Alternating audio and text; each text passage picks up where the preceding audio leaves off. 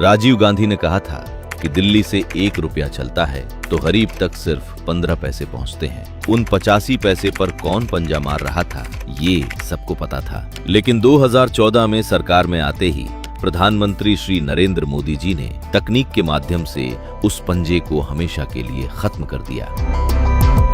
मोदी सरकार के कार्यकाल में शुरू हुआ डायरेक्ट बेनिफिट ट्रांसफर यानी डीबीटी के जरिए आज मोदी सरकार की योजनाओं के अंतर्गत भेजी जाने वाली 100% राशि सीधे लाभार्थी के खाते में जाती है। 12 दिसंबर 2014 की वो तारीख जब मोदी सरकार ने डीबीटी का पूरे देश में विस्तार किया था।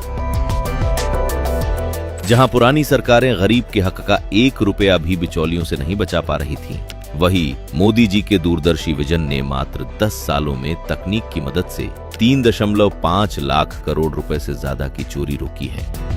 साल 2013 का वो दौर याद कीजिए जब 1 गीगाबाइट डेटा की कीमत 268 रुपए से अधिक थी। आज उसी डेटा की कीमत 5G रफ्तार के साथ घटकर सिर्फ 8 रुपए 31 पैसे से भी कम रह गई है, यानी 2013 के मुकाबले 96.91% से भी ज्यादा कम। ये जादू 2015 में शुरू की गई डिजिटल इंडिया पहल की देन थी। 2026 में हम दुनिया के सबसे सस्ते डेटा और सबसे बड़े डिजिटल पेमेंट नेटवर्क बन चुके हैं। पहले जहां हम सिर्फ कंज्यूमर हुआ करते थे, आज हम दुनिया के तीसरे सबसे बड़े स्टार्टअप इकोसिस्टम हैं। जहां कभी देश में मुट्ठी भर 500 स्टार्टअप्स हुआ करते थे, उनकी संख्या आज 2 लाख के पार पहुंच चुकी है। इलेक्ट्रॉनिकी और सूचना प्रौद्योगिकी मंत्रालय द्वारा जारी एक रिपोर्ट के अनुसार 2030 तक भारत की डिजिटल इकोनॉमी देश की कुल जीडीपी का 20% हिस्सा होगी। मार्च 2014 में भारत में केवल 6.1 करोड़ ब्रॉडबैंड कनेक्शन थे, मगर अगस्त 2024 तक ये संख्या 106.5 करोड़ पहुंच गई। 25 करोड़ इंटरनेट सब्सक्राइबर्स से शुरू हुआ सफर आज 133 करोड़ के पार पहुंच चुका है, यानी लगभग 300% का भारी उछाल आया है। साल 2014 में भारत ग्लोबल इनोवेशन इंडेक्स में 81वें स्थान पर था, पर जीआईआई की साल 2024 से 25 की नई रिपोर्ट्स के अनुसार भारत 38वें स्थान पर पहुंच चुका है। ये महज एक नंबर नहीं है, ये भारत के युवाओं के बौद्धिक सामर्थ्य की ताकत को प्रदर्शित करता है। टेक्नोलॉजी निश्चित तौर पर एक डिसरप्टिव शक्ति है, लेकिन अगर उसमें प्रो पीपल फोकस हो तो वही टेक्नोलॉजी लोकतांत्रिकरण की शक्ति बन जाती है।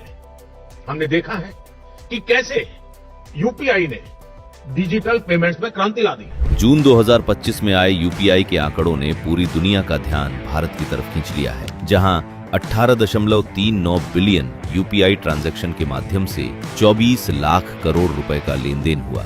आज दुनिया के कुल रियल टाइम डिजिटल पेमेंट का 49% अकेले भारत में होता है। प्रधानमंत्री मोदी जी का विजन स्पष्ट था, मिनिमम गवर्नमेंट मैक्सिमम गवर्नेंस, और आज उमंग मोबाइल एप्लीकेशन पर 240 विभागों की लगभग 2446 से ज्यादा सरकारी सेवाएं 23 भाषाओं में उपलब्ध हैं। ये तकनीक का लोकतांत्रिकरण है जो पहले कभी नहीं देखा गया। मोदी सरकार यही नहीं रुकी, सरकार ने टेक्नोलॉजी और एआई को और अधिक एडवांस बनाने के लिए 10,300 करोड़ रुपए के इंडिया एआई मिशन को मंजूरी दी है, जिसमें 38,000 जीपीयूज का जाल बिछाया जा रहा है ताकि भारतीय स्टार्टअप्स को एआई मॉडल ट्रेन करने के लिए विदेशी कंपनियों पर निर्भर न रहना पड़े।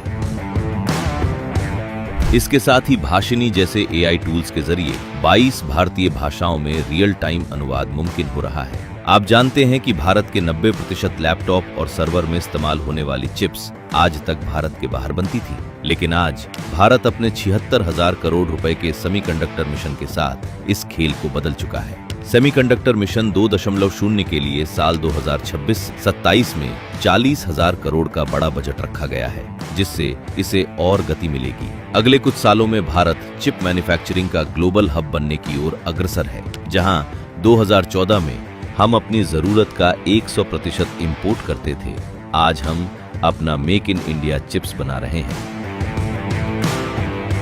धरती हो या चांद, आज भारत हर जगह अपना परचम लहरा रहा है। 2017 में एक साथ 104 सैटेलाइट लॉन्च करने का वर्ल्ड रिकॉर्ड, या चंद्रयान 3 की साउथ पोल पर लैंडिंग।